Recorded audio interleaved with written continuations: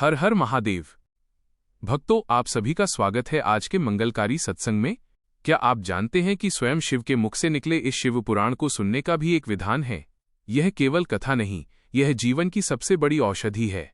हमारे ऋषि मुनियों ने कहा है कि जब भी आप इस कल्याणकारी कथा का श्रवण करें तो कुछ बातें अवश्य याद रखें। 1. सबसे पहले किसी योग्य ज्योतिषी से शुभ मुहूर्त निकलवाइए। शुभ काम में विलंब क्यों। 2.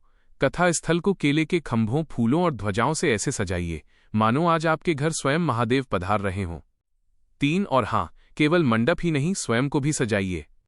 कथा आरंभ से एक दिन पहले व्रत ग्रहण कीजिए और तन मन को शुद्ध करके आइए। 4. सबसे महत्वपूर्ण बात, कथा कहते हुए वक्ता को साक्षात गुरु मानिए। अपनी सभी चिंताएं, क्रोध, ईर्ष्या सबको भूलकर केवल शिव में अपना मन लगाइए। जो मनुष्य इस विधि से कथा सुनता है उसे न केवल पुण्य मिलता है बल्कि उसके जीवन के सभी कष्ट कट जाते हैं। तो आइए आज से ही इस महाकल्याणकारी मार्ग पर चलें। 6ठा अध्याय, शिव पुराण के श्रवण की विधि। शौनक जी कहते हैं, महाराज सूत्र जी, आप धन्य एवं शिव भक्तों में श्रेष्ठ हैं। हम पर कृपा कर हमें कल्याणमय शिव पुराण के श्रवण की विधि बताइए, जिससे सभी श्रोताओं को संपूर्ण उत्तम फल की प्राप्ति हो। सूत्र जी ने कहा, मुने शौनक, तुम्हें संपूर्ण फल की प्राप्ति के लिए मैं शिव पुराण की विधि सविस्तार बताता हूं।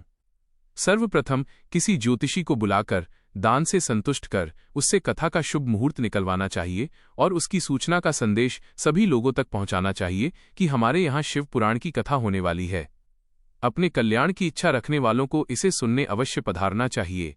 देश देश में जो भी भगवान शिव के भक्त हों तथा शिव कथा के कीर्तन और श्रवण के उत्सुक हों, उन सभी को आदरपूर्वक बुलाना चाहिए और उनका आदर सत्कार करना चाहिए। शिव पुराण सुनने के लिए मंदिर, तीर्थ, वन प्रांत अथवा घर में ही उत्तम स्थान का निर्माण करना चाहिए। केले के खंभों से सुशोभित कथा मंडप तैयार कराएं। उसे सबोर फल, पुष्प, सुंदर चंदोवे से अलंकृत करना चाहिए। चारों कोनों पर ध्वज लगाकर उसे विभिन्न सामग्री से सुशोभित करें।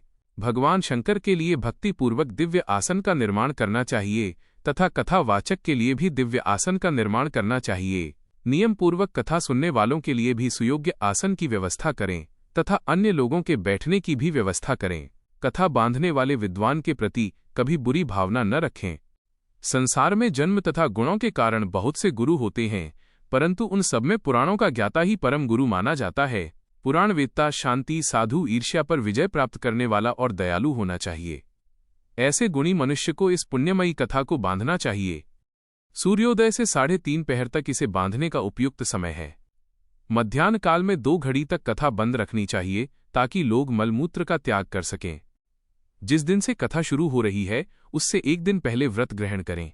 कथा के दिनों में प्रातः काल का नित्यकर्म संक्षेप में कर लेना चाहिए।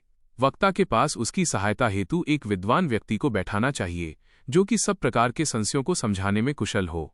कथा में आने वाले विघ्नों को दूर करने के लिए सर्वप्रथम गणेश जी का पूजन करना चाहिए। भगवान शिव व शिव पुराण की भक्तिभाव से पूजा करें। तत्पश्चात श्रोता तन मन से शुद्ध होकर आदरपूर्वक शिव पुराण की कथा सुने।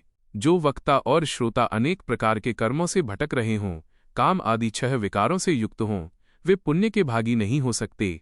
जो मनुष्य अपनी सभी चिंताओं को भूलकर कथा में मन लगाते हैं, उन शुद्ध बुद्धि मनुष्यों को उत्तम फल की प्राप्ति होती है।